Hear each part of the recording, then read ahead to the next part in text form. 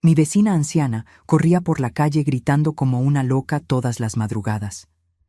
Yo le tenía miedo, hasta la noche en que me deslizó una nota por debajo de la puerta diciendo que no estaba loca, solo estaba fingiendo para que mi esposo no sospechara nada. «Mira las cámaras de seguridad del patio», decía el papel. Cuando abrí las imágenes, vi a mi esposo cavando algo en la oscuridad, y a su lado, herramientas que ningún hombre inocente necesitaría tener. Pero antes de continuar, asegúrate de ya estar suscrito al canal y escribe en los comentarios, ¿desde dónde estás viendo este video? Nos encanta saber hasta dónde están llegando nuestras historias. Mi nombre es Sofía, tengo 32 años, y durante mucho tiempo creí que había construido la vida perfecta. Me casé con Ricardo hace 4 años, después de un noviazgo intenso y apasionado que parecía sacado de una película romántica. Él era atento, cariñoso, trabajaba como gerente comercial en una empresa de tecnología y siempre me hacía sentir la mujer más importante del mundo. Vivíamos en una casa cómoda, en un fraccionamiento cerrado a las afueras de Ciudad de México, rodeados de silencio y tranquilidad. Pero esa tranquilidad comenzó a agrietarse hace unos 6 meses, cuando algo extraño empezó a suceder todas las noches. Nuestra vecina, doña Guadalupe, una señora de unos 70 años que vivía sola en la casa de al lado, comenzó a tener brotes nocturnos. Siempre alrededor de las 2 de la mañana, yo despertaba con el sonido de pasos apresurados en la acera y gritos agudos que cortaban la madrugada como cuchillos. Ella corría de un lado a otro frente a nuestro portón, gritando cosas sin sentido, a veces riendo de forma histérica, otras veces llorando como si estuviera viendo algo terrible. Al principio estaba aterrada. Mi corazón se aceleraba cada vez que escuchaba esos gritos. Despertaba sudando frío, agarrada al brazo de Ricardo, implorándole que hiciera algo. Pero él siempre me calmaba con esa voz serena y firme que tanto amaba. «Amor, doña Guadalupe está enferma. Tiene demencia senil. No podemos culparla por eso», decía él, acariciando mi cabello mientras yo temblaba bajo la manta. «Si llamamos a la policía o a los bomberos, la internarán en un lugar horrible». «¿Quieres eso en tu conciencia?» Y yo, claro, no quería. Ricardo tenía ese don de hacerme sentir culpable por tener miedo, como si mi compasión estuviera faltando. Entonces me tragaba el pavor e intentaba volver a dormir, aún con los gritos resonando por la calle vacía. Las semanas fueron pasando y los episodios se convirtieron en parte de la rutina. Cada madrugada, el mismo ritual. Doña Guadalupe aparecía corriendo, gritando, golpeando postes, riendo sola. Los otros vecinos también se quejaban, pero nadie hacía nada concreto. Algunos decían que tenía familia en otra ciudad, pero que la habían abandonado allí. Otros hablaban de que siempre había sido extraña, incluso antes de envejecer. Ricardo seguía siendo mi puerto seguro. Nunca demostraba irritación con la situación, solo una paciencia casi santa. A veces lo veía por la ventana, observando a doña Guadalupe de lejos, con una expresión pensativa que no podía descifrar. Cuando le preguntaba qué estaba pensando, él sonreía y decía que solo estaba preocupado por su seguridad. «Puede lastimarse corriendo así en la oscuridad», comentaba él. «Pero no hay mucho que podamos hacer, amor, a no ser tener paciencia». Y yo tenía paciencia, o al menos intentaba tenerla, pero el miedo no se iba. Cada noche me iba a dormir con el corazón oprimido, sabiendo que en pocas horas sería despertada por esos gritos. Comencé a tener insomnio. Tomaba té de manzanilla, melatonina, cualquier cosa que me ayudara a relajar. Pero nada funcionaba completamente. Una cosa que comenzó a incomodarme, además de los gritos, eran pequeños detalles que venía notando en Ricardo. Cosas que antes no les prestaba atención, pero que ahora parecían acumularse como piedritas en un zapato. Por ejemplo, él estaba saliendo más tarde del trabajo. Llegaba a casa a veces después de las 11 de la noche, cansado, con ropa ligeramente sucia de tierra o polvo. Cuando le preguntaba, decía que estaba supervisando obras de infraestructura de TI en empresas clientes, que necesitaba visitar almacenes y espacios en construcción. Tenía sentido. Yo no tenía motivo para dudar. Pero también estaba el hecho de que comenzó a bloquear el celular con contraseña. Antes era solo el reconocimiento facial y yo tenía acceso libre si necesitaba usarlo para cualquier cosa. Ahora, una contraseña de 6 dígitos, que él decía ser exigencia de la empresa por cuestiones de seguridad. Nuevamente, tenía sentido. Y estaba el patio. Nuestro patio era grande, con algunos árboles frutales y un césped que a Ricardo le encantaba cuidar. Pero recientemente comenzó a mover una zona específica, cerca del árbol de guamúchil en el fondo. Dijo que estaba planeando construir una tarima de madera, un espacio gourmet para recibir amigos. Comenzó a cavar, a mover tierra, a traer materiales. Hacía todo solo, generalmente por la noche o los fines de semana, diciendo que era una sorpresa para mí y que quería hacerlo con sus propias manos. Me parecía extraño que hiciera eso solo, sin contratar a nadie, pero Ricardo siempre fue muy manitas, muy hábil, y yo estaba demasiado ocupada con mi propio trabajo como diseñadora gráfica, trabajando en casa la mayor parte del tiempo para cuestionar mucho, hasta que llegó esa noche. Ricardo tenía un viaje de negocios a Guadalajara, 3 días de conferencias y reuniones. Salió la mañana de un jueves, me dio un beso prolongado en la frente y me dijo que tuviera cuidado, que cerrara bien las puertas, que no abriera a extraños. Como siempre, celoso y preocupado. Me quedé sola en casa esa noche de jueves. Cené poco, vi una serie en Netflix, intenté relajarme, pero la soledad de la casa grande me dejaba inquieta.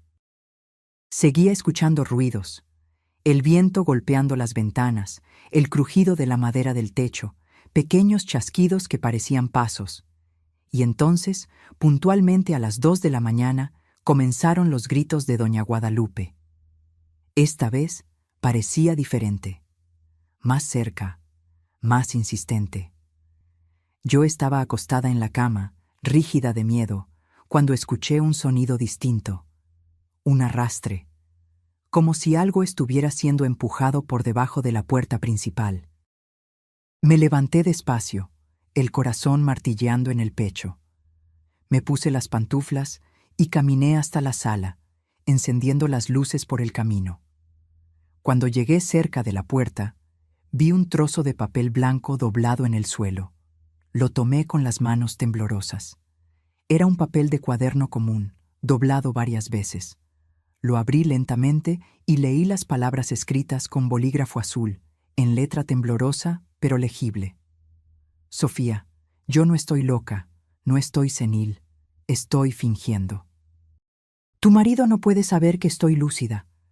Por favor, mira las cámaras de seguridad de tu patio, las imágenes de los últimos días. Necesitas ver lo que está haciendo cuando piensa que nadie está mirando. Después ven a mi casa. Estaré esperando. Por favor, confía en mí. Tu vida puede estar en peligro. Mi boca se secó. Leí la nota 3 veces, intentando procesar. ¿Doña Guadalupe no estaba loca? ¿Estaba fingiendo? ¿Por qué? ¿Y qué estaría haciendo Ricardo en el patio que yo necesitaba ver? Mi primer instinto fue descartar aquello como delirio de una persona realmente enferma. Pero algo en la escritura, en la forma en que las palabras estaban organizadas, parecía demasiado lúcido para ser obra de alguien con demencia avanzada. Y estaba la última frase: tu vida puede estar en peligro. Esto me heló la espina. Fui hasta la oficina donde estaba el computador conectado al sistema de seguridad de la casa. Ricardo había instalado cámaras hacía cerca de 1 año, diciendo que era para nuestra protección, ya que el fraccionamiento estaba apartado y tenía algunas casas desocupadas. Teníamos cámaras en la entrada, en la cochera, en el área de servicio y en el patio trasero. Encendí el computador con las manos temblando. Accedí al software de monitoreo. Las cámaras grababan continuamente y los archivos se guardaban por 30 días antes de ser reemplazados. Comencé a buscar las grabaciones del patio. Elegí una fecha aleatoria de la semana anterior, cuando Ricardo dijo que se había quedado hasta tarde trabajando en la dichosa tarima. Avancé el video hasta la noche. Eran alrededor de las 11. La imagen estaba en blanco y negro, con esa calidad medio verdosa de la visión nocturna. Y entonces vi. Ricardo estaba en el patio. Pero no estaba construyendo tarima alguna. Estaba cavando profundo, con una pala, sudando, moviendo tierra con una intensidad casi frenética. Y a su lado, iluminada por la luz tenue del poste del vecino, vi una lona plástica grande, negra, doblada y lista. El tipo de lona que se usa para cubrir cosas. Mi estómago se revolvió. Continué viendo. Ricardo cavó por casi 2 horas. El agujero quedó profundo, tal vez 1,5 metros. Se detuvo, secó el sudor, miró alrededor como si verificara si alguien estaba viendo. Luego tomó la lona y la extendió cuidadosamente al lado del agujero. Y después tomó algo que hizo que mi sangre se congelara, una cuerda gruesa y una cinta adhesiva industrial. Él colocó aquello dentro del agujero, lo cubrió con un poco de tierra y luego salió de escena. Pausé el video. Mis manos sudaban tanto que el ratón casi se me resbala. Intenté respirar, pero parecía que no había aire suficiente en la sala. ¿Qué era aquello? ¿Por qué mi esposo estaba cavando un agujero enorme en el patio, escondiendo lona, cuerda y cinta adhesiva? ¿Y por qué hacerlo en medio de la noche, a escondidas? Busqué otras fechas. Él había hecho esto en al menos 3 noches diferentes en las últimas 2 semanas. Siempre el mismo patrón. Llegar tarde, ir directo al patio, cavar, organizar materiales, cubrir todo de vuelta. Y en una de las grabaciones vi algo que me hizo levantar y caminar en círculos por la sala, con ganas de vomitar. Ricardo estaba agachado cerca del agujero y tenía un objeto en la mano. Acerqué la imagen lo máximo que pude. Era un cuchillo grande, de mango negro, que él limpiaba cuidadosamente con un paño antes de guardar en una bolsa. No era un cuchillo de cocina, era un cuchillo de caza, del tipo que corta carne con precisión. Me senté en el suelo, abrazando mis rodillas, intentando no entrar en pánico. Mi esposo, el hombre que yo amaba, que compartía la cama conmigo todas las noches, que me besaba cada mañana antes de salir para el trabajo, estaba cavando una fosa en nuestro patio. Una fosa del tamaño de un cuerpo humano, y preparando herramientas que parecían destinadas a... ¿Qué? ¿Atar a alguien? ¿Esconder a alguien? Y la única pregunta que martilleaba en mi cabeza, insistente y aterrorizante, era: ¿para quién es esa fosa? Me quedé paralizada en el suelo de la oficina el tiempo suficiente para que mis piernas comenzaran a hormiguear. La luz del computador iluminaba mi rostro en tonos azulados, mientras mi cerebro intentaba desesperadamente encontrar una explicación racional para lo que acababa de ver. Tal vez Ricardo estaba haciendo algún trabajo de jardinería complejo. Tal vez necesitaba enterrar escombros, restos de construcción, alguna cosa que exigiera un agujero profundo. Pero entonces, ¿por qué la lona? ¿Por qué la cuerda? ¿Por qué el cuchillo? ¿Y por qué esconderme todo esto a mí? Miré nuevamente la nota de doña Guadalupe, todavía arrugada en mi mano. Tu vida puede estar en peligro. Las palabras parecían pulsar en el papel, ganando un peso que ya no podía ignorar. ¿Será que ese agujero era para mí? La idea era demasiado absurda para procesar. Ricardo me amaba. ¿No es así? Siempre fue atento, cuidadoso, presente. Nunca me levantó la voz. Nunca demostró señal alguna de violencia o agresividad. Éramos felices. Yo estaba segura de que éramos felices. Pero entonces, ¿por qué esa sensación en mi pecho, ese escalofrío en la espina, esa voz pequeña e insistente en mi cabeza diciendo que algo estaba muy, muy mal? Me levanté del suelo con dificultad y volví a la sala.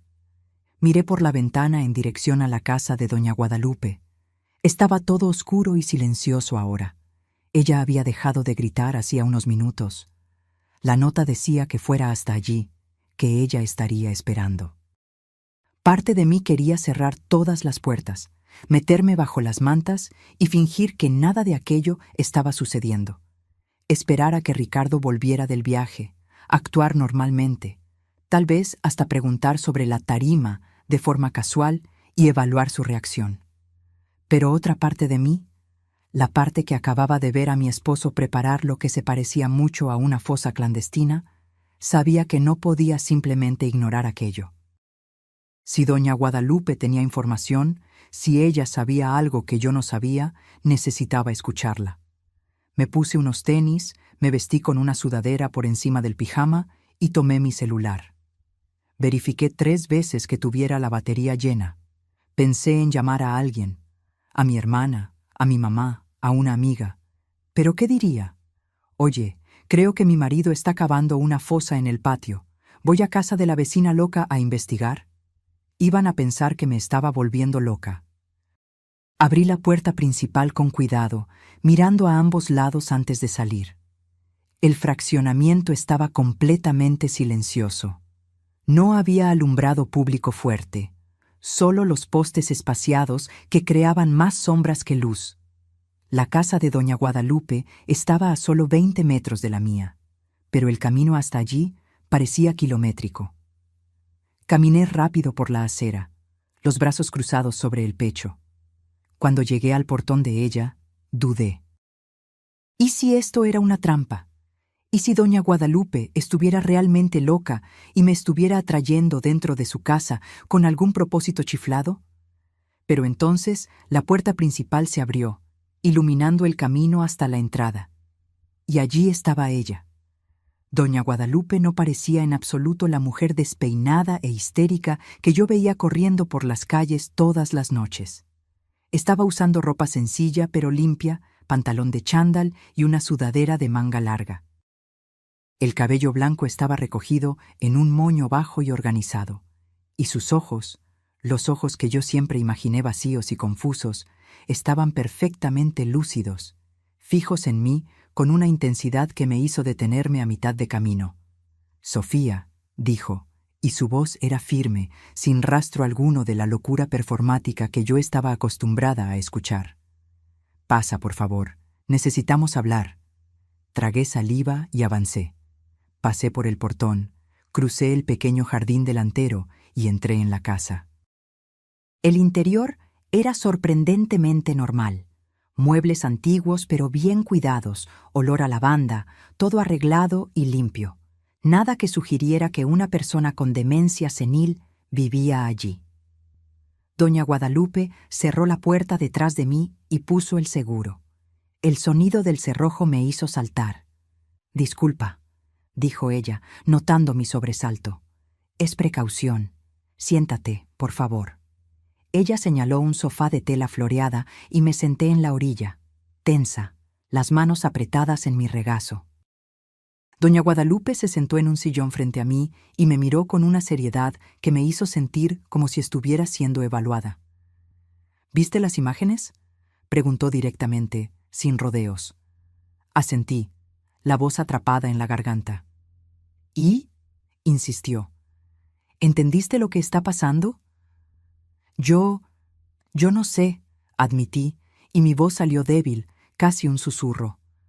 «Ricardo está cavando un agujero en el patio. Hay una lona, herramientas, pero no entiendo». «¿Por qué? ¿Para qué?». Doña Guadalupe suspiró hondo, como si estuviera reuniendo fuerzas para contar algo muy pesado.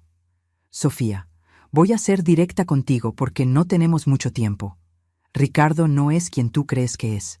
Y ese agujero en tu patio no es para una tarima o una remodelación». Mi corazón se aceleró. «¿De qué estás hablando?». «Estoy hablando de que tu esposo está planeando matarte». Las palabras cayeron sobre mí como un balde de agua fría. Negué con la cabeza, rehusando. «No. Eso no tiene sentido. Ricardo me ama. Él finge amarte». Doña Guadalupe me interrumpió, la voz dura pero no cruel. «Así como fingió amar a las otras», parpadeé, confundida. «¿Las otras?». Ella se levantó y fue hasta un pequeño escritorio en la esquina de la sala. Abrió un cajón y sacó una carpeta de archivo. Volvió y la colocó frente a mí, abriéndola para revelar un montón de papeles, fotos impresas y anotaciones. Hace 6 años, una mujer llamada Berenice murió en circunstancias sospechosas. Estaba casada con un hombre que trabajaba en el sector de tecnología. Vivían en una casa apartada, así como ustedes. Fue encontrada muerta en el patio y la policía archivó el caso como accidente doméstico, caída seguida de traumatismo craneal. El esposo, devastado, vendió la casa y desapareció. Ella empujó una foto en mi dirección. Era de una mujer joven, bonita, de cabello castaño y sonrisa amplia. Y a su lado, en la foto de boda, estaba un hombre. Un hombre que no reconocí de inmediato, pero que tenía rasgos familiares. La mandíbula, la forma de los ojos. 2 años después, doña Guadalupe continuó volteando otra página. Otra mujer. Carla. Casada con un gerente comercial, misma historia, casa apartada, muerte súbita, archivado como accidente. Otra foto. Otra mujer. Otro hombre a su lado. Y esta vez, incluso con el cabello diferente y los lentes que él usaba en la imagen, lo reconocí. Era Ricardo. Mi cabeza dio vueltas. No, no puede ser. Ese no puede ser él. Él cambia de nombre, de apariencia, de ciudad, pero el patrón es siempre el mismo, Sofía. Se casa con mujeres que tienen algún patrimonio, alguna herencia, algo de valor. Las enamora, construye una vida aparentemente perfecta, y luego, cuando el momento es el adecuado, las elimina y se queda con todo. Sentí como si el suelo se estuviera abriendo debajo de mí. ¿Cómo sabes todo esto? ¿Quién eres tú? Doña Guadalupe se inclinó hacia adelante, los ojos fijos en los míos. Fui investigadora privada durante 30 años, Sofía. Me jubilé hace 10, pero aún mantengo contactos. Cuando Ricardo y tú se mudaron aquí, lo reconocí. Llevó tiempo, mucha investigación, cruce de datos, pero estaba segura de que era él. El problema es que no tengo pruebas concretas suficientes para que la policía actúe. Así que comencé a vigilarlo. Y a fingir que estaba loca para que él no desconfiara de mí. La miré, aturdida. ¿Usted fingía estar loca para protegerme? Para protegerte y reunir evidencia, confirmó. Pero el tiempo se está acabando. Ricardo está acelerando el plan. Cavó ese agujero en los últimos días porque se está preparando. Y cuando él regrese de ese viaje, Sofía, él va a ejecutar. Me llevé las manos al rostro, intentando contener las lágrimas que comenzaban a caer. ¿Pero por qué? ¿Por qué yo? No tengo una fortuna, no tengo nada especial. Heredaste esta casa de tus padres, ¿no fue así? Doña Guadalupe me interrumpió. Una casa en un terreno grande, valorado, en un área que está siendo muy buscada por desarrolladoras. Ricardo lo sabe. Se casó contigo por eso. Era verdad. Mis padres habían muerto en un accidente automovilístico hacía 5 años, poco antes de que conociera a Ricardo. La casa había sido mi herencia. Ricardo siempre dijo que adoraba el lugar, que quería construir nuestro futuro allí.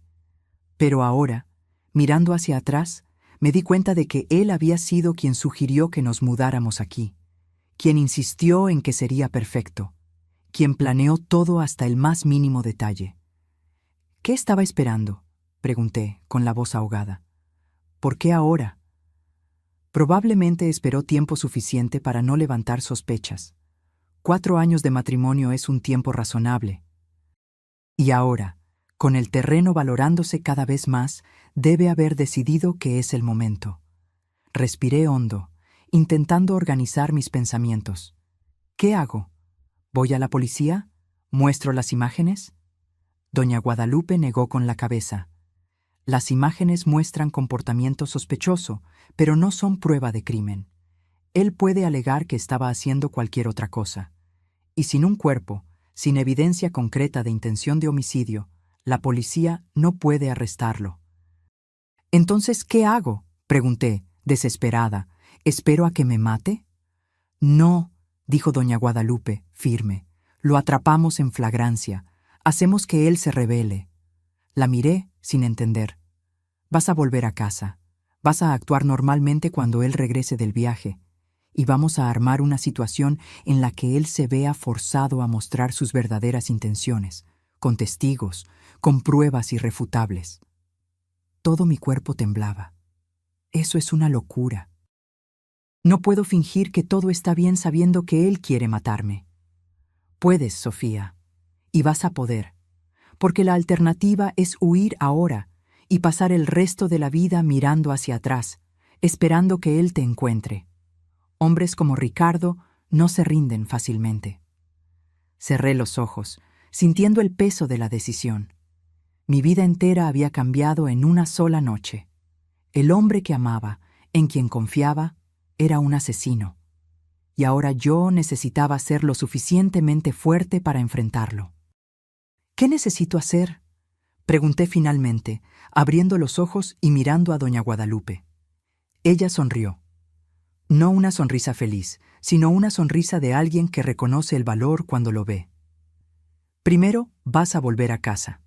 Mañana actúas como si nada hubiera pasado. Respondes sus mensajes normalmente. Y cuando él regrese, ponemos nuestro plan en acción. Volví a casa con las piernas temblorosas y la cabeza dando vueltas. Cada sombra en la calle parecía observarme. Cada ruido me hacía saltar. Cerré la puerta con llave tan pronto entré. Verifiqué todas las ventanas 2 veces y fui directo al dormitorio. Pero no pude dormir ni un minuto esa noche. Me quedé acostada en la cama, mirando el techo, intentando procesar todo lo que doña Guadalupe me había contado. Ricardo, mi esposo, era un asesino en serie que mataba por dinero.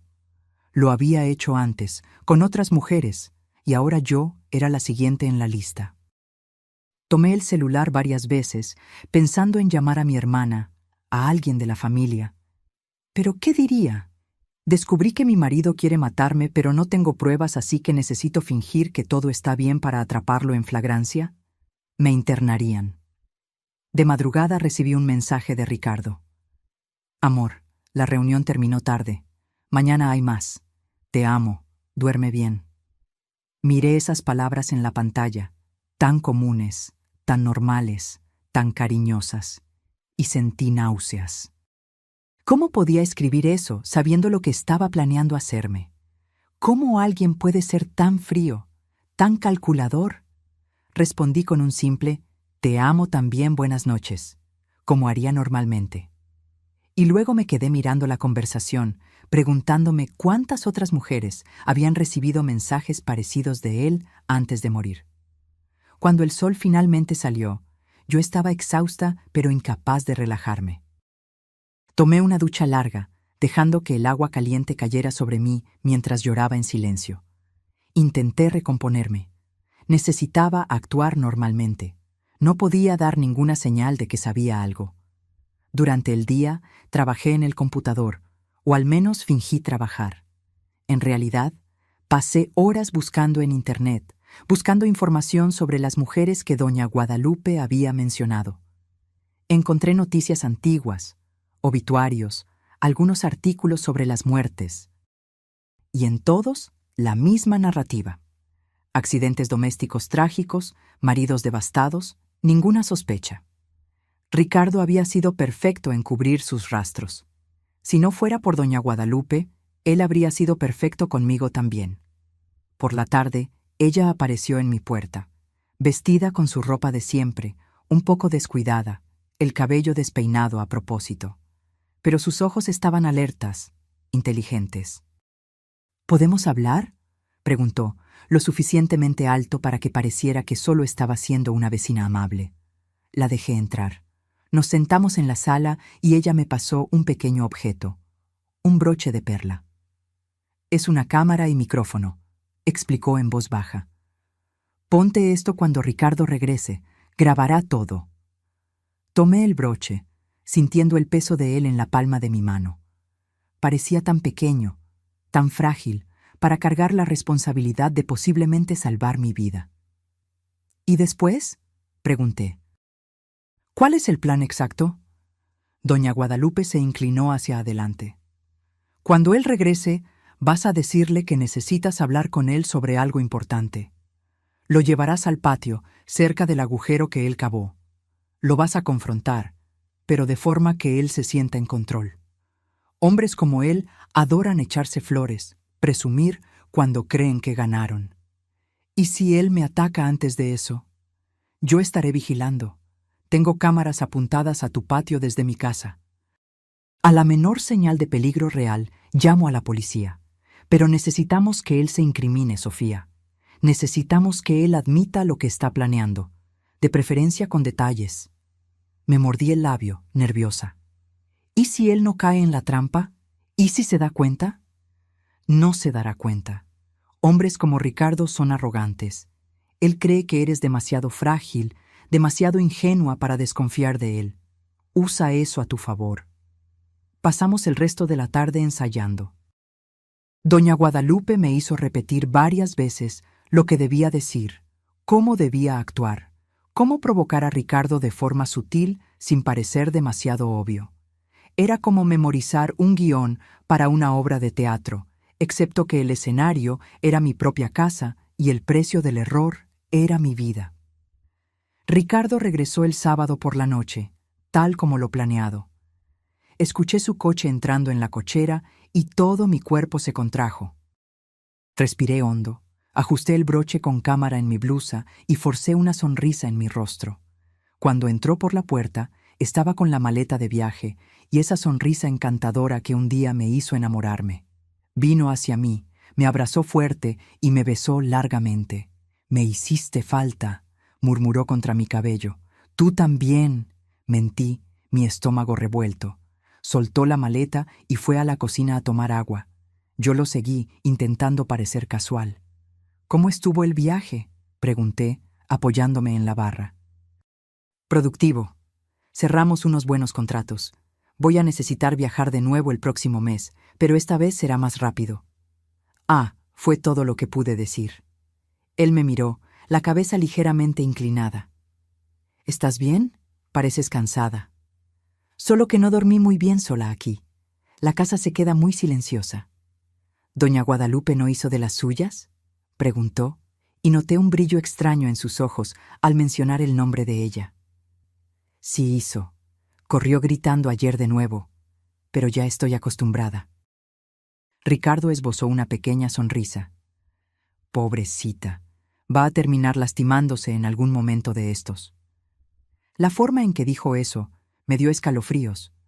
Parecía más una predicción que preocupación genuina. Aclaré mi garganta.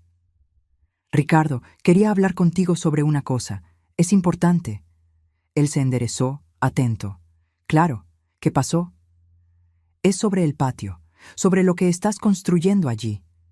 Vi un cambio sutil en su expresión, una tensión casi imperceptible alrededor de sus ojos. «¿La tarima? ¿Qué tiene?».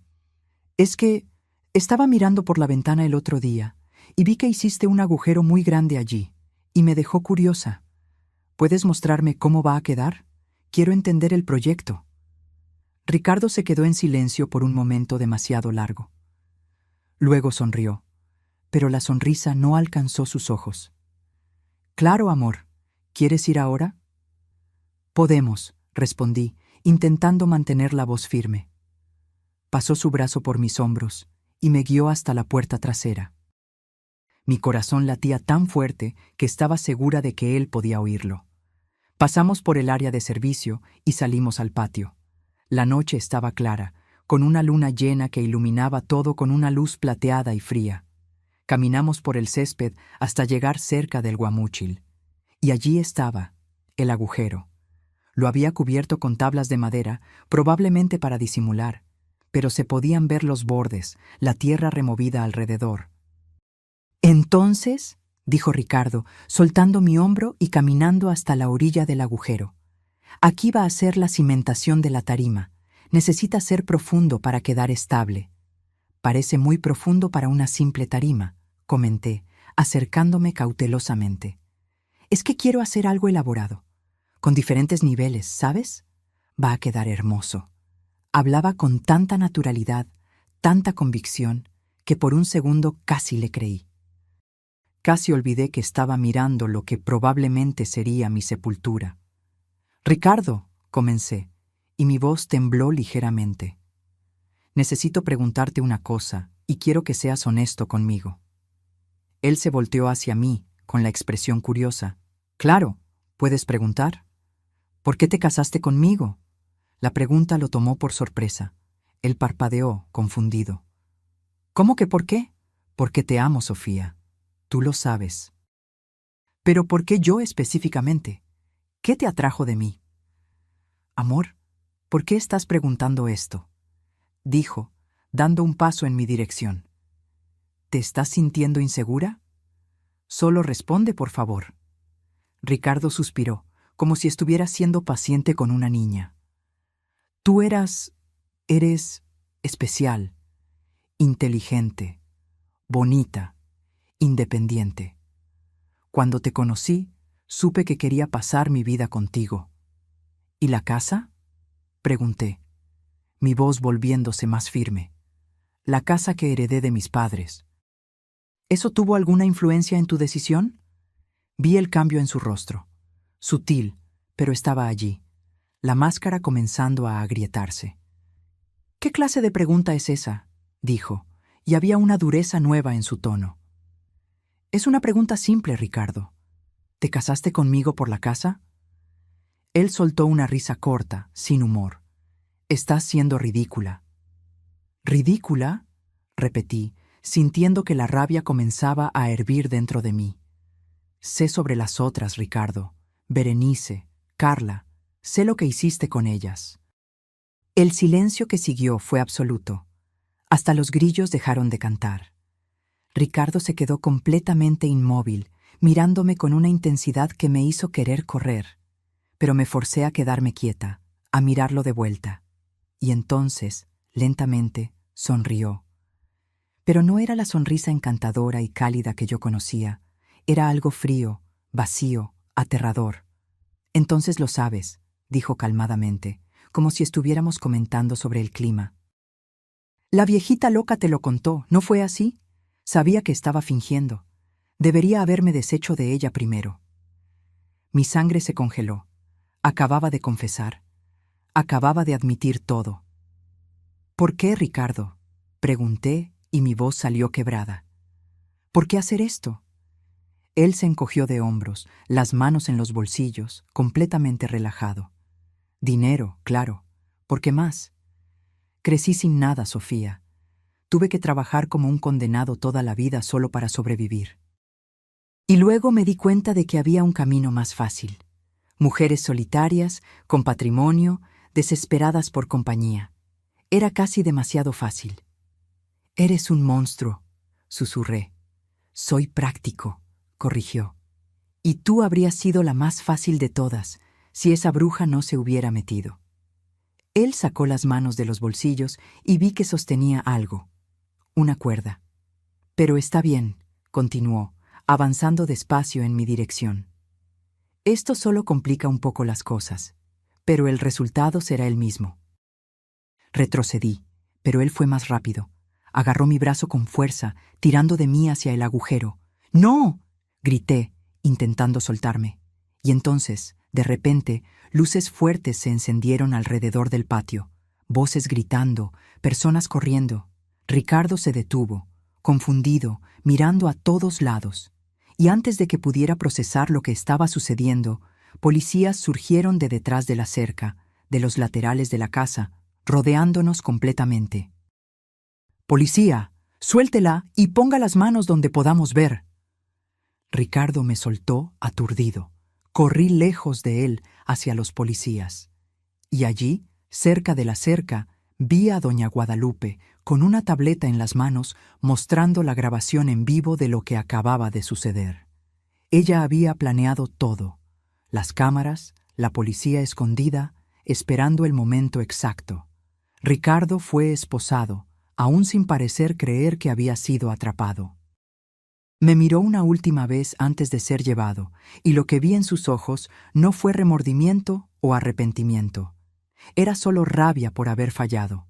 Los días que siguieron fueron un borrón de declaraciones, abogados y entrevistas con la policía. La casa quedó acordonada como escena del crimen por casi una semana entera. Cordón de aislamiento amarillo, peritos revisando cada rincón del patio, excavando el agujero que Ricardo había cavado, buscando más evidencia. Encontraron más de lo que esperaban. Además de la lona, la cuerda y la cinta adhesiva, hallaron una caja de herramientas enterrada cerca del guamúchil. Dentro de ella, guantes quirúrgicos, más cuerdas, una sierra manual, productos de limpieza pesada e instrucciones escritas en detalle sobre cómo deshacerse de un cuerpo sin dejar rastros. Ricardo había planeado cada paso con una frialdad que me dejó nauseabunda por días. Fui obligada a quedarme en un hotel durante el periodo de la investigación. Doña Guadalupe se ofreció a quedarse conmigo, y acepté sin dudar. No podía estar sola. Cada vez que cerraba los ojos, veía el rostro de Ricardo esa noche, admitiendo todo con esa calma aterradora.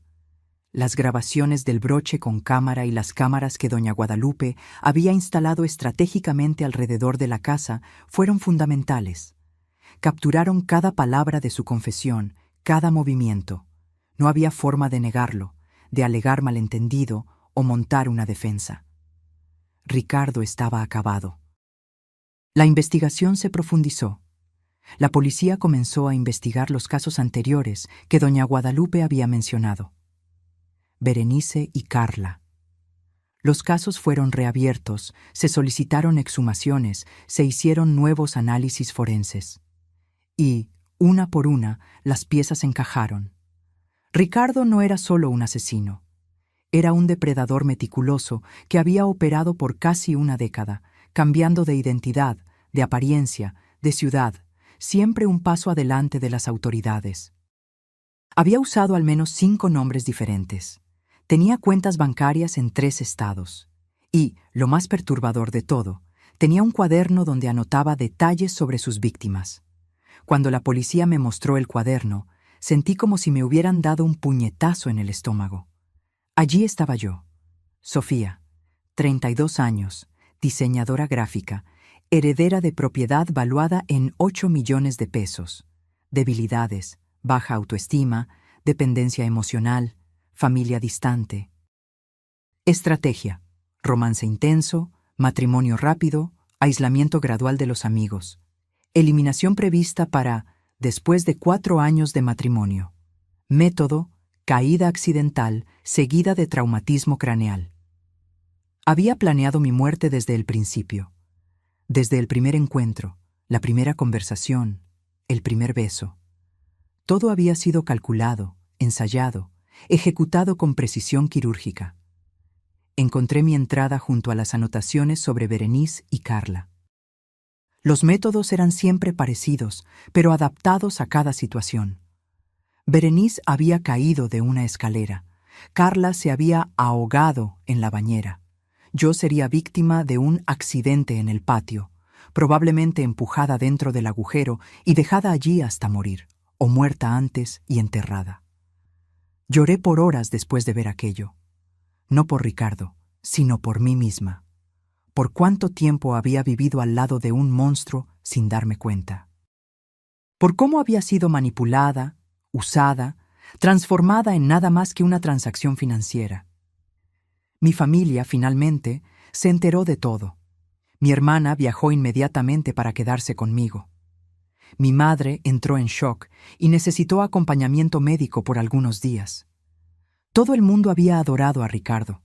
Había sido el yerno perfecto, el cuñado atento, el esposo ejemplar. La idea de que todo había sido una farsa, una performance elaborada, era demasiado difícil de procesar. ¿Cómo no te diste cuenta?, me preguntó mi hermana una noche, mientras estábamos sentadas en el cuarto del hotel. No era una acusación, sino una pregunta genuina, cargada de confusión y dolor. Porque él era bueno en eso, respondí, mirando la pared. Sabía exactamente qué decir, cómo actuar, cuándo retroceder y cuándo avanzar. Él estudió esto, Amanda. Estudió cómo manipular personas, cómo leer debilidades y usarlas.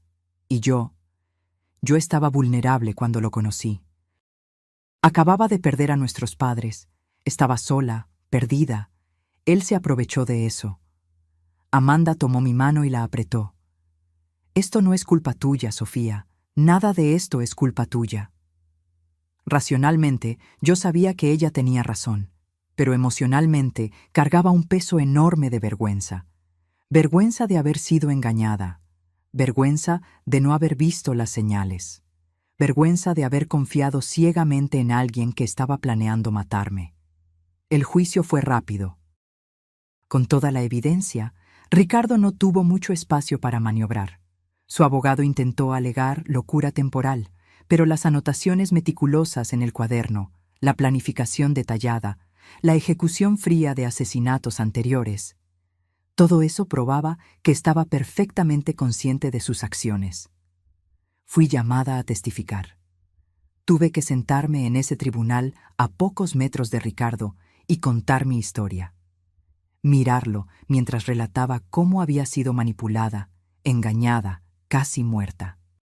Él me miró durante toda la declaración, no con rabia o remordimiento, solo con esa misma expresión vacía, como si yo fuera un problema matemático que él no había conseguido resolver adecuadamente. Cuando fue su turno de hablar, Ricardo se rehusó a mostrar arrepentimiento alguno. Dijo que había hecho lo que era necesario para sobrevivir en un mundo injusto, que mujeres como yo, que heredaban patrimonio sin trabajar por él, no merecían aquello. Que él estaba solo redistribuyendo recursos de forma más eficiente. La frialdad con que hablaba era perturbadora. Hasta el juez pareció afectado. Fue condenado a 3 cadenas perpetuas consecutivas, sin posibilidad de libertad condicional, una por cada víctima confirmada: Berenice, Carla y el intento contra mí. La fiscalía estaba investigando otros casos aún, de mujeres que habían desaparecido en circunstancias sospechosas en ciudades donde Ricardo había vivido. Cuando la sentencia fue leída, sentí un alivio inmenso, pero también un vacío extraño. Se había hecho justicia, pero las cicatrices permanecían. Volví a casa semanas después del juicio. La policía había liberado la propiedad, pero no podía mirarla de la misma forma.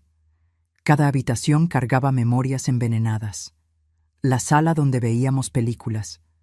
La cocina donde él preparaba el desayuno para mí los domingos. El cuarto donde dormíamos juntos, donde él me abrazaba todas las noches mientras planeaba mi muerte. Doña Guadalupe apareció el primer día que regresé. Traía un pastel casero y una sonrisa amable. «¿Cómo estás?», preguntó, sentándose conmigo en el porche. «Sobreviviendo», respondí honestamente. Creo que es la mejor descripción. Solo sobreviviendo. Ella asintió, comprensiva. Llevará tiempo. El trauma no se cura de la noche a la mañana. Pero eres fuerte, Sofía. Más fuerte de lo que imaginas. No me siento fuerte, me siento estúpida, rota. No eres ninguna de las dos, dijo firmemente. Fuiste víctima de un depredador sofisticado. Eso no te hace débil o tonta, te hace humana. Nos quedamos en silencio por un momento, observando el patio. El agujero había sido rellenado, el césped replantado.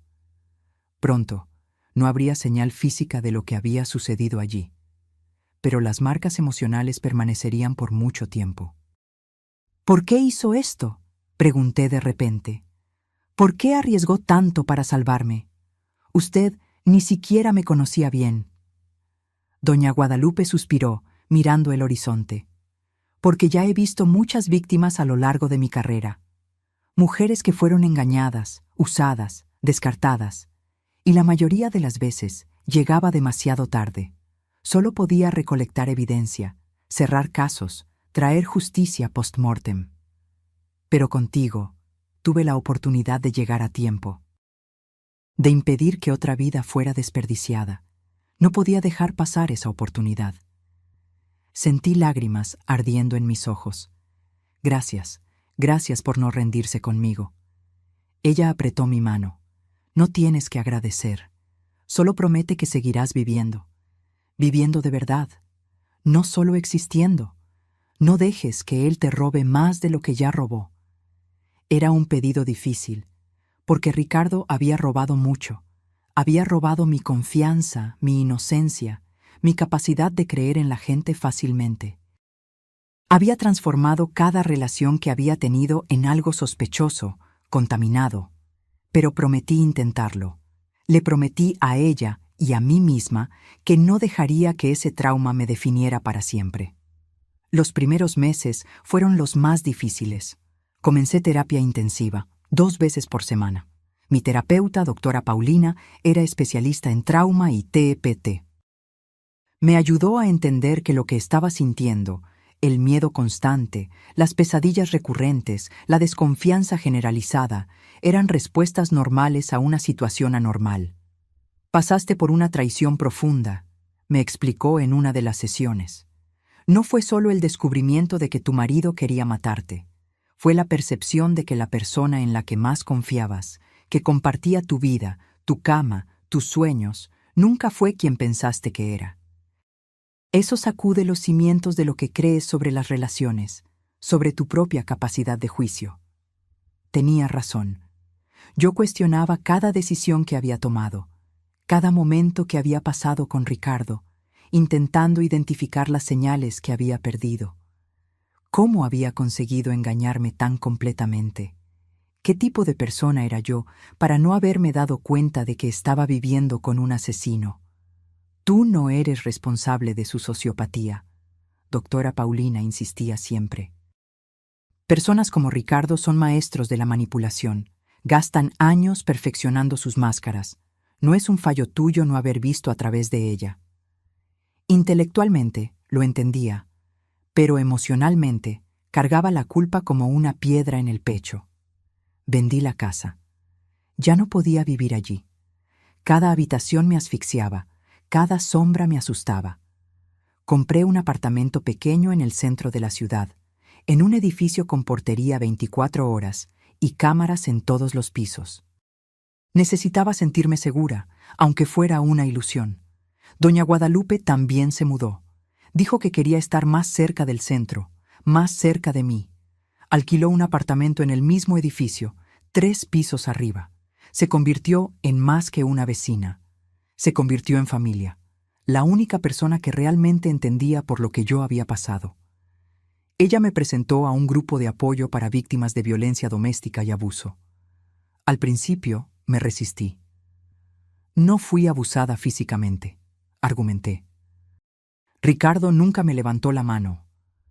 Pero abusó de ti psicológicamente, replicó doña Guadalupe. La manipulación es abuso, Sofía. El control es abuso. Y la planificación de homicidio definitivamente califica. Fui a la primera reunión renuente, sintiendo que estaba invadiendo un espacio que no era mío. Pero tan pronto como las otras mujeres comenzaron a compartir sus historias, me di cuenta de que tenía más en común con ellas de lo que imaginaba. Historias de manipulación sutil. De aislamiento gradual de amigos y familia. De gaslighting, cuando el abusador te hace dudar de tu propia percepción de la realidad. De control financiero disfrazado de cuidado. De amenazas veladas encubiertas por declaraciones de amor. Una mujer, Julia, describió cómo su exmarido la convenció lentamente de que ella era incapaz de tomar decisiones sola. Comenzó con pequeñas cosas. Deja que yo elija el restaurante, tú siempre dudas demasiado. Y escaló hasta el punto en que ella no podía ni comprar ropa sin la aprobación de él. Otra, Mariana, contó cómo su pareja la aisló de toda la familia, creando conflictos fabricados, haciéndole creer que todos estaban en su contra, que solo él realmente se preocupaba. Yo reconocía elementos de esas historias en mi propia experiencia. Ricardo nunca había sido agresivo o controlador de forma obvia. Pero mirando hacia atrás, veía los patrones. Cómo sutilmente me desmotivaba a mantener contacto frecuente con mi familia, siempre con excusas razonables. Cómo siempre sabía exactamente qué decir para hacerme sentir culpable cuando yo cuestionaba algo. Cómo yo me había vuelto gradualmente dependiente de su aprobación para sentirme bien conmigo misma. Compartí mi historia por primera vez en ese grupo. Fue liberador y aterrador al mismo tiempo. Cuando terminé, estaba temblando, lágrimas corriendo por mi rostro, pero al mirar alrededor, vi solo comprensión, solidaridad, fuerza colectiva. «Sobreviviste», dijo Julia, tomando mi mano. «Viste el mal a los ojos y sobreviviste. Eso te convierte en una guerrera». No me sentía como una guerrera, pero estaba comenzando a entender que la supervivencia por sí misma era un acto de coraje. Volví al trabajo gradualmente. El diseño gráfico era algo que podía hacer desde casa, a mi propio ritmo. Mis clientes eran comprensivos con los plazos más flexibles que yo necesitaba. La creatividad fue difícil al principio. ¿Cómo crear algo bonito cuando tu mundo interior estaba tan feo? Pero lentamente regresó. Cada proyecto concluido era una pequeña victoria. Prueba de que yo todavía era capaz, todavía era funcional, todavía tenía valor más allá de ser víctima de Ricardo. Doña Guadalupe se convirtió en parte de mi rutina diaria. Tomábamos café juntas todas las mañanas. Ella contaba historias de los casos antiguos que investigó, siempre con lecciones incluidas sobre resiliencia, sobre no dejar que el mal gane, sobre la importancia de confiar en los instintos. «Tu instinto estaba intentando avisarte», me dijo una mañana. Sentiste que algo estaba mal, incluso sin poder nombrar el qué. El problema es que se nos enseña a ignorar esos instintos, especialmente a las mujeres. Se nos enseña a ser educadas, a dar el beneficio de la duda, a no hacer un drama. Pero a veces, hacer un drama salva tu vida. Pensé en las noches que había pasado en vela, sintiendo esa sensación extraña en el pecho cuando miraba a Ricardo. En las veces que cuestioné mentalmente alguna cosa que él dijo, pero dejé pasar. En los momentos en que todo mi cuerpo gritaba, algo está mal, pero mi cabeza racionalizaba, encontraba explicaciones. ¿Cómo sabemos cuándo confiar en los instintos y cuándo estamos solo siendo paranoicas?, pregunté. Doña Guadalupe pensó por un momento. Creo que la cuestión no es saber con certeza. Es darte permiso para investigar, para hacer preguntas incómodas, para poner tu seguridad por encima de la educación. Es mejor ser llamada paranoica y estar viva que ser considerada confiada y terminar muerta. Era una verdad dura, pero necesaria. 6 meses después del juicio recibí una carta.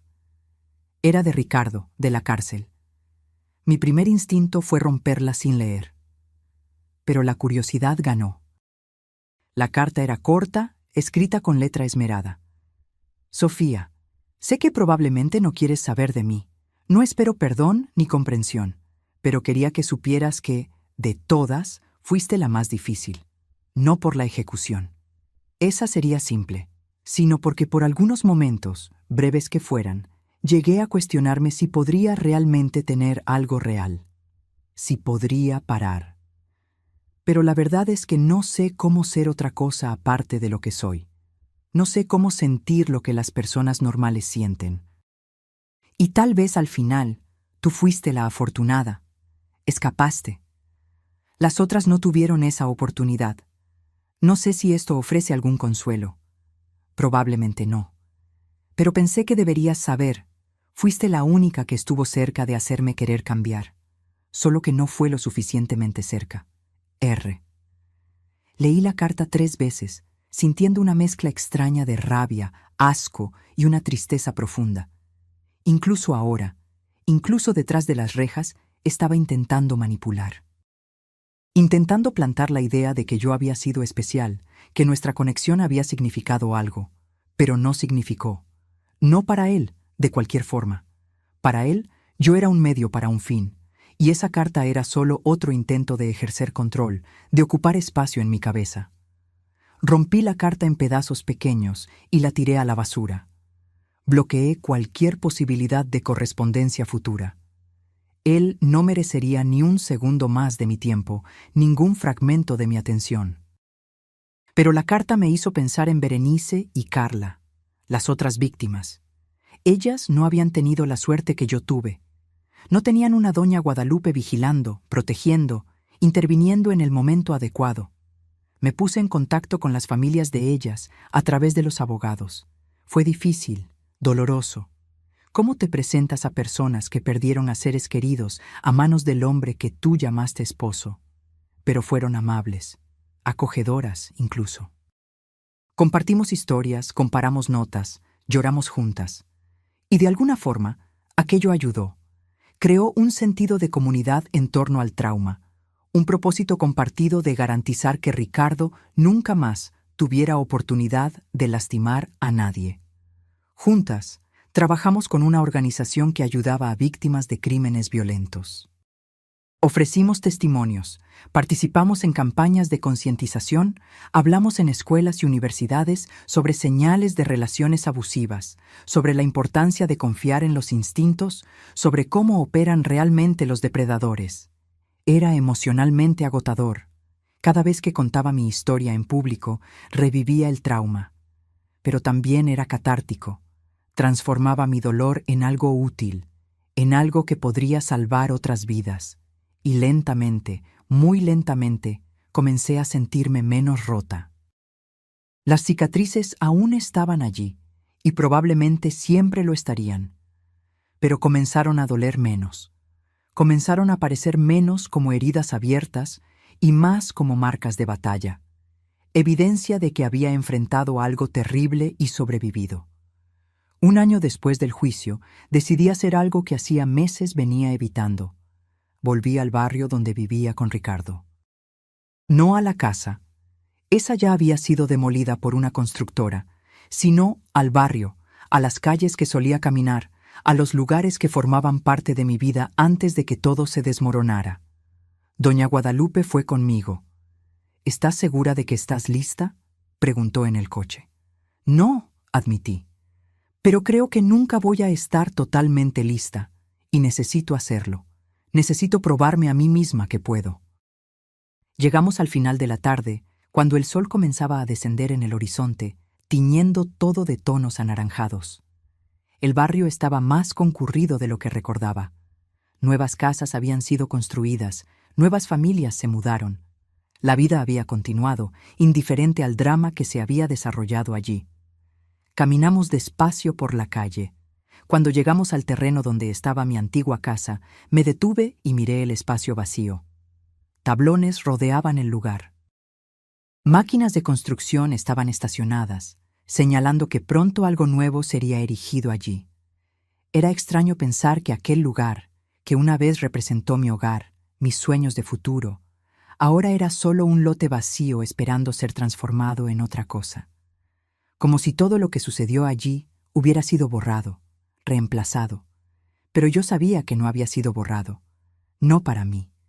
Las memorias estaban todas allí, vívidas y dolorosas. ¿Puedes ver belleza aquí todavía?, doña Guadalupe preguntó suavemente. Pensé por un momento. No sé, pero tal vez no necesite ver belleza. Tal vez solo necesite aceptar que esto fue parte de mi historia, sin dejar que defina quién soy. Ella sonrió, aprobando. Eso es madurez emocional, Sofía. Estás creciendo a través del dolor, no a pesar de él. Continuamos caminando, pasando por otras casas, por vecinos que saludaban sin reconocerme. Era liberador ser invisible allí, ser solo otra persona de paso. Cuando volvimos al coche, me sentí más ligera. No curada, pero más completa. Como si hubiera cerrado un ciclo, aunque los bordes aún estuvieran un poco deshilachados. En el camino de vuelta, doña Guadalupe me contó más sobre su pasado, sobre los casos que investigó, los criminales que ayudó a capturar, pero también sobre los casos que no consiguió resolver, las víctimas que no pudo salvar a tiempo. Llevo algunas de ellas hasta hoy, admitió, mirando por la ventana. Hay una especialmente, Ana. Tenía tu edad, casada con un hombre encantador, exitoso. Vecinos me llamaron porque desconfiaban de cosas extrañas. Comencé a investigar, pero fui demasiado despacio.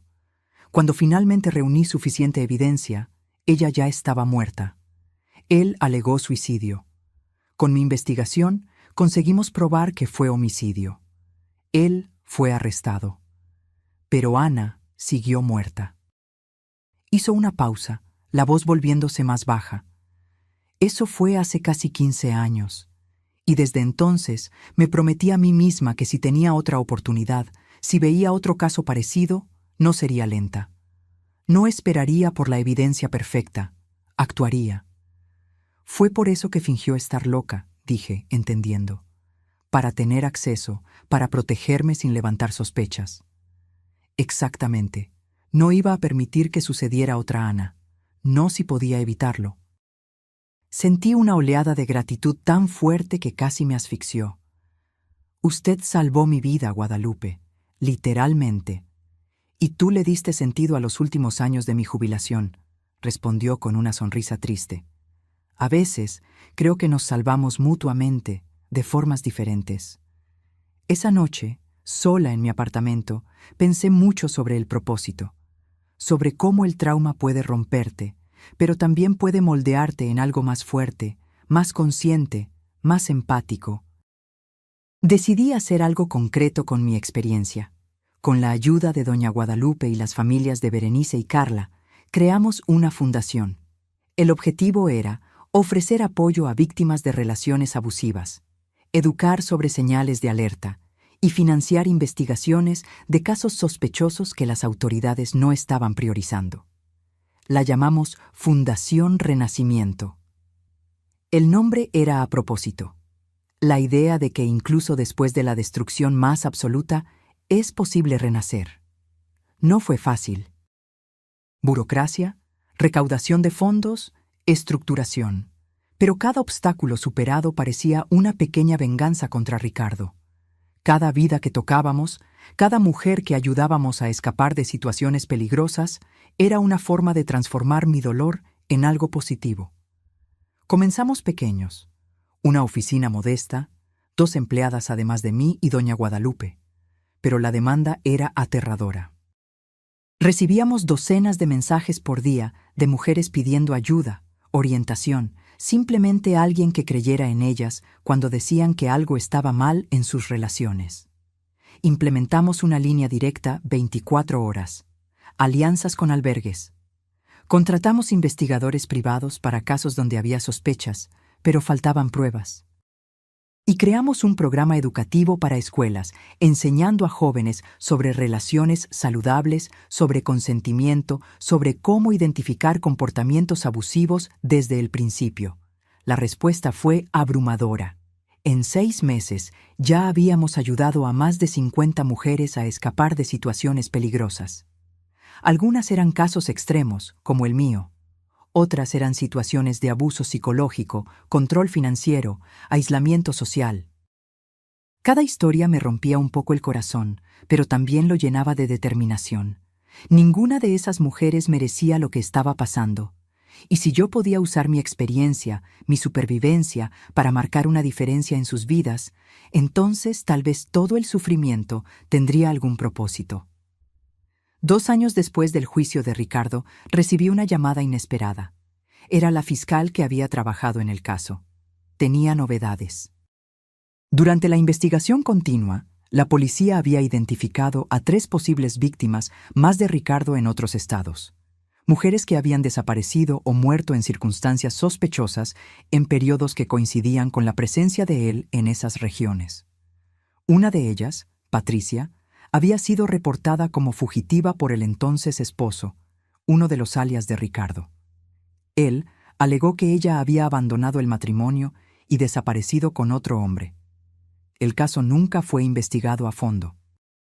Con las nuevas evidencias, encontraron el cuerpo de Patricia, enterrado en una propiedad rural que pertenecía a una de las identidades falsas de Ricardo. Había sido estrangulada. Las otras 2 víctimas aún estaban desaparecidas, pero la policía estaba cavando, en el sentido literal y figurado, en propiedades asociadas a Ricardo. «Creemos que puede haber más», me dijo la fiscal por teléfono. «Puede ser que haya estado haciendo esto por más tiempo de lo que imaginábamos. Tal vez desde sus 20 y tantos años». Sentí náuseas. «¿Cuántas, cree usted?» Difícil decir. Pero entre casos confirmados, sospechosos y posibles, Tal vez una docena.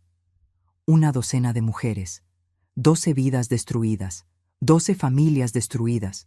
Y yo casi había sido la 13ª. Él va a pasar el resto de la vida en la cárcel, ¿verdad? Pregunté, aunque ya sabía la respuesta. Sin lugar a dudas. Con estas nuevas acusaciones responderá por múltiples homicidios. No hay posibilidad de que vuelva a ver la libertad. Después de colgar, me senté en el suelo de la oficina de la fundación y lloré. Lloré por Patricia. Lloré por Berenice y Carla. Lloré por las mujeres de las que aún ni sabíamos los nombres. Lloré por la sensación abrumadora de impotencia ante tanto mal. Doña Guadalupe me encontró así, sentada en el suelo, los ojos rojos. Más víctimas, fue todo lo que pude decir. Ella no necesitó más explicaciones.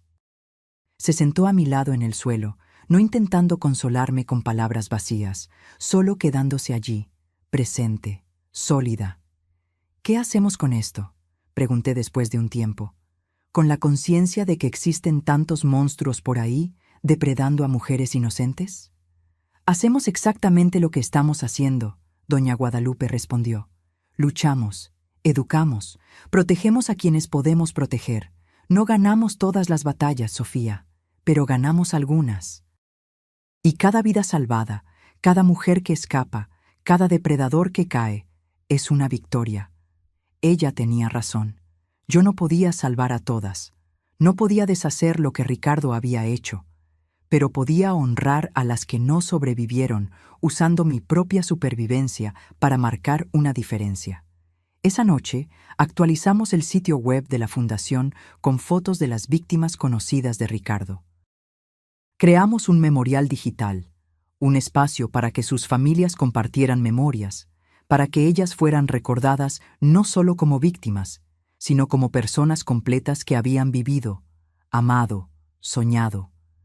Fue doloroso, pero necesario. Ellas merecían ser vistas. Merecían que sus historias fueran contadas. 3 años después de mi casi muerte, la fundación había crecido significativamente. Ahora teníamos 5 oficinas en diferentes estados, un equipo de 20 personas y alianzas con agencias de policía especializadas en crímenes contra mujeres. Yo me había convertido en portavoz de la causa, dando entrevistas, hablando en conferencias, participando en paneles sobre violencia doméstica y psicológica. Era agotador, pero también gratificante. Una de las charlas más impactantes que di fue en una universidad. Después de la presentación, una joven de unos 20 años se acercó. Estaba llorando. «Usted acaba de describir mi relación», dijo, la voz temblando. Todo lo que dijo sobre manipulación, sobre aislamiento gradual, sobre sentir que te estás volviendo loca, es exactamente lo que estoy viviendo.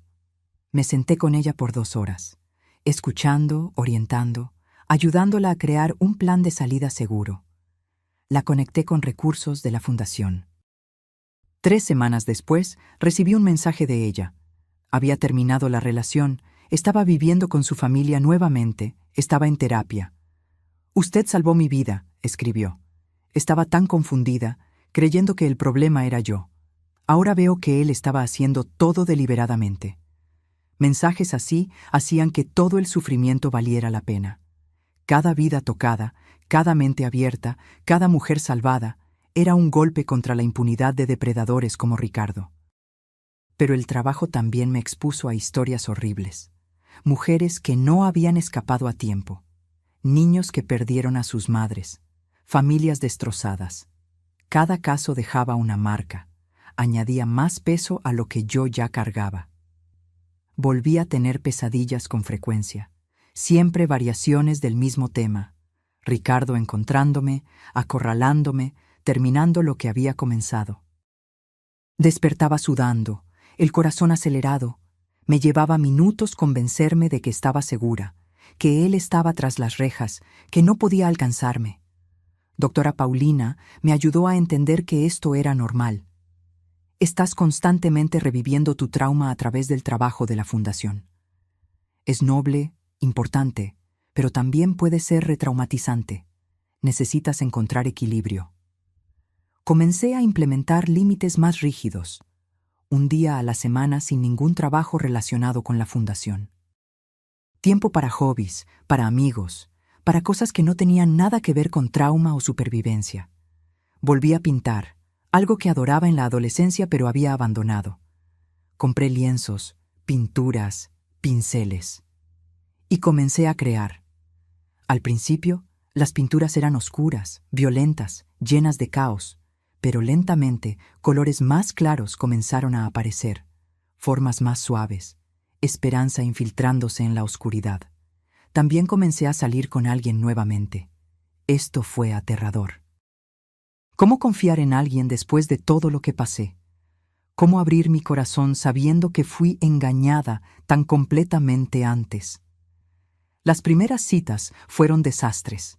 Yo analizaba cada palabra, cada gesto, buscando señales de manipulación. Cuestionaba todo, desconfiaba de cualquier demostración de afecto. Era agotador para mí e injusto para las otras personas. Hasta que conocí a Pedro. Nos conocimos en una librería, literalmente tropezando el uno con el otro mientras buscábamos libros en la misma sección. Era profesor de historia, dulce, paciente, con un sentido del humor sutil que me hacía reír genuinamente. Nuestra primera conversación duró 3 horas. Él no intentó impresionar con historias elaboradas o encanto excesivo, fue simplemente real. Habló sobre sus propias luchas, sobre haber perdido a su madre por cáncer, sobre cómo eso lo hizo valorar las conexiones genuinas. Conté mi historia la tercera vez que nos encontramos. No podía seguir saliendo con él sin que lo supiera. Pensé que lo iba a asustar, que iba a salir corriendo tan pronto supiera el nivel de bagaje que yo cargaba. Pero él solo me escuchó. Cuando terminé, tomó mi mano y dijo: «Gracias por confiarme esto, y lamento mucho lo que pasaste. Pero quiero que sepas, no te veo como rota o dañada. Veo a alguien increíblemente fuerte que sobrevivió a algo horrible y eligió transformar eso en algo positivo». Lloré frente a él por primera vez. No de tristeza, sino de alivio, de ser vista, realmente vista y no rechazada. Nuestra relación progresó despacio. Pedro respetaba mis límites, nunca presionaba, siempre se comunicaba abiertamente. Cuando yo tenía ataques de pánico o pesadillas, él estaba allí, pero sin asfixiar, sin intentar arreglar, solo presente y solidario. «No sé si puedo ser la pareja que mereces», admití una noche, meses después de estar juntos. «Todavía tengo tantas cosas sin resolver». «Todo el mundo tiene cosas», respondió. «Y no estoy buscando perfección, Sofía. Estoy buscando conexión real, y eso es lo que tenemos». Fue liberador estar con alguien que no exigía que yo fingiera estar completamente curada, que aceptaba que la sanación es un proceso, no un destino. 4 años después de escapar de Ricardo, llegó una noticia inesperada. Él estaba enfermo, cáncer avanzado. Los médicos le daban algunos meses de vida. No sé lo que sentí cuando lo supe. No era satisfacción exactamente, ni compasión. Era algo más complejo, más confuso. Pidió verme. A través de su abogado, envió una solicitud formal. Decía que quería arreglar las cosas antes de morir. Mi primera reacción fue rehusar terminantemente. ¿Por qué le daría el privilegio de mi presencia? ¿Por qué arriesgaría a ponerme en una posición vulnerable nuevamente? Pero algo me jalaba. Tal vez la necesidad de closure. Tal vez curiosidad sobre lo que él posiblemente tendría que decir. Tal vez solo el deseo de mirarlo a los ojos una última vez, no como víctima, sino como sobreviviente. Consulté a doctora Paulina. «No hay respuesta correcta aquí», me dijo. «Pero si decides ir, ve preparada, ve con alguien, y recuerda, no le debes nada. Ni perdón, ni comprensión, ni paz mental». Decidí ir. Doña Guadalupe insistió en acompañarme. Pedro también quería venir, pero pensé que sería demasiado. Algunos enfrentamientos necesitamos encararlos solo con las personas que estuvieron allí desde el principio. La cárcel era fría, estéril, con ese olor característico a desinfectante y desesperación. Pasamos por varios niveles de seguridad antes de ser llevadas finalmente a la sala de visitación especial. Ricardo estaba diferente. Mucho más delgado, el cabello completamente canoso, la piel con tono amarillento. El cáncer lo estaba consumiendo visiblemente. Pero los ojos todavía tenían ese brillo calculador que yo recordaba tan bien. Estaba sentado en una silla de ruedas, esposas en las muñecas, a pesar de estar claramente demasiado débil para representar cualquier amenaza física. Me senté a la mesa frente a él. Doña Guadalupe se quedó de pie detrás de mí, una presencia protectora silenciosa. «Sofía», dijo, y su voz estaba ronca, débil. «Gracias por venir». No respondí, solo miré, esperando. Él tosió, una tos profunda y dolorosa. «Sé que no tengo derecho a pedir nada, pero quería pedirte disculpas antes de morir». «Disculpas», repetí, sin emoción. «¿Por intentar matarme? ¿Por matar a otras mujeres? ¿Por destruir familias enteras?» «Por todo», dijo, desviando la mirada. «Sé que no significa nada ahora, pero necesito decirlo. Estaba equivocado. Todo lo que hice estuvo mal». El silencio se instaló entre nosotros. Estudié su rostro, buscando sinceridad por arrepentimiento genuino. Y lo que vi fue nada. Sus palabras eran vacías, mecánicas. Incluso ahora, a las puertas de la muerte, estaba actuando. «Usted no siente remordimiento real, ¿verdad?», pregunté calmadamente. «Está arrepentido de haber sido atrapado, de estar muriendo en la cárcel en lugar de libre y rico, pero no de las mujeres que mató». Sus ojos volvieron a mí, y por un breve momento la máscara se deslizó. Vi frialdad allí, la misma frialdad de esa noche en el patio. «Siento lo que puedo sentir», dijo finalmente. «No soy como tú, Sofía. Nunca lo fui. No sé cómo se siente el remordimiento de la forma en que las personas normales sienten. Entonces, ¿por qué llamarme aquí? ¿Qué quiere realmente?» Él suspiró. «Tal vez solo quería verte una última vez. Ver lo que escapó. Tú fuiste la única que ganó, ¿sabes? Todas las otras, yo gané. Pero tú me derrotaste. Y allí estaba. Incluso muriendo, todavía se trataba de ganar o perder. De control. De poder». Me levanté de la silla. «Espero que sus últimos meses sean largos y dolorosos, Ricardo. Y espero que gaste cada segundo pensando en todas las vidas que destruyó». Comencé a girarme para salir. «Sofía», llamó, la voz un poco más alta. Me detuve, pero no me volteé. «Nunca vas a ser completamente libre de mí. Estaré en tu cabeza para siempre. Cada relación, cada momento de duda, cada pesadilla. Gané más de lo que crees». Me volteé y lo miré una última vez. «Te equivocas. Tú no me definiste. Fuiste un capítulo horrible en mi vida, pero no eres toda la historia. Yo elijo quién soy, y elijo no dejar que tengas poder sobre mí». Y salí, doña Guadalupe a mi lado, su mano firme en mi hombro. Afuera de la cárcel respiré hondo el aire fresco. Sentí como si acabara de escalar una montaña enorme. «¿Cómo estás?», preguntó doña Guadalupe. «Bien», respondí, y me di cuenta de que era verdad. Mejor de lo que esperaba. Intentó una última manipulación, un último intento de hacerme sentir que todavía tenía poder sobre mí, pero no lo tiene. Ricardo murió 3 semanas después. No fui al funeral. No envié flores ni condolencias. Solo seguí viviendo, seguí trabajando, seguí sanando. Su muerte cerró un capítulo, pero no abrió heridas nuevas. Ya había procesado el trauma, ya había hecho las paces con mi supervivencia. Él era solo una nota a pie de página ahora, no el título de mi historia. 5 años después de esa noche aterrorizante en el patio, mi vida era irreconocible, en el mejor sentido posible. La Fundación Renacimiento se había expandido a 10 estados. Habíamos ayudado a más de 1000 mujeres a escapar de relaciones peligrosas. implementamos programas educativos en más de 100 escuelas. Y trabajamos con legisladores para crear leyes más fuertes contra el acoso, el hostigamiento y la violencia psicológica. Pedro y yo nos casamos en una ceremonia pequeña, íntima, rodeados solo por personas que realmente importaban. Fue tan diferente de mi boda con Ricardo. Aquella había sido un show, una performance elaborada. Esta fue genuina, llena de amor real, de vulnerabilidad real. Doña Guadalupe fue mi madrina. Ahora tenía 80 años, aún tan lista como siempre, todavía trabajando activamente en la fundación. Voy a trabajar hasta el día que me muera, decía.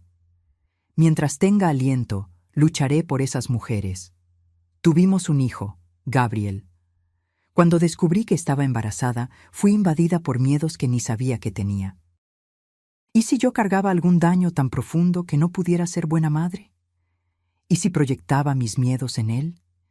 ¿Y si el trauma me impedía amarlo como merecía? Pero cuando nació y lo sostuve por primera vez, todos esos miedos se disolvieron. Mirar a ese sercito perfecto, tan vulnerable, tan confiado, me llenó de un propósito renovado. Iba a criar un hijo que entendiera el consentimiento, que respetara los límites, que reconociera las señales de abuso.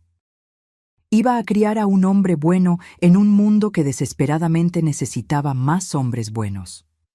En una tarde de verano, sentada en el balcón de nuestro apartamento con Gabriel durmiendo en mi regazo, miré todo lo que construimos. Yo, Doña Guadalupe, Pedro, todo el equipo de la fundación. Mi celular sonó. Era un mensaje de una de las mujeres que habíamos ayudado recientemente. Una foto de ella y sus hijos en un parque, sonriendo, libres. Ustedes me salvaron, decía el mensaje. Gracias por ayudarme a ver que merecía más. Lágrimas llenaron mis ojos, pero eran lágrimas buenas. Ricardo había intentado destruirme. Había cavado una fosa literal para mí, planeado mi muerte con la misma frialdad con que planeaba el desayuno. Pero había fallado. Y en el proceso me había dado inadvertidamente un propósito mayor de lo que jamás habría encontrado de otra forma. Miré a Gabriel, luego a Pedro que estaba leyendo en el sofá de la sala, luego a la foto de la fundación en la pared, Doña Guadalupe y yo cortando la cinta en la inauguración de nuestra oficina más grande. Había sobrevivido, había sanado, había prosperado. Ricardo tenía razón en una cosa, nunca lo olvidaría completamente. Las cicatrices aún estaban allí. Probablemente siempre lo estarían, pero ellas no me definían. Eran solo parte de mi historia, no la historia entera. Yo era Sofía.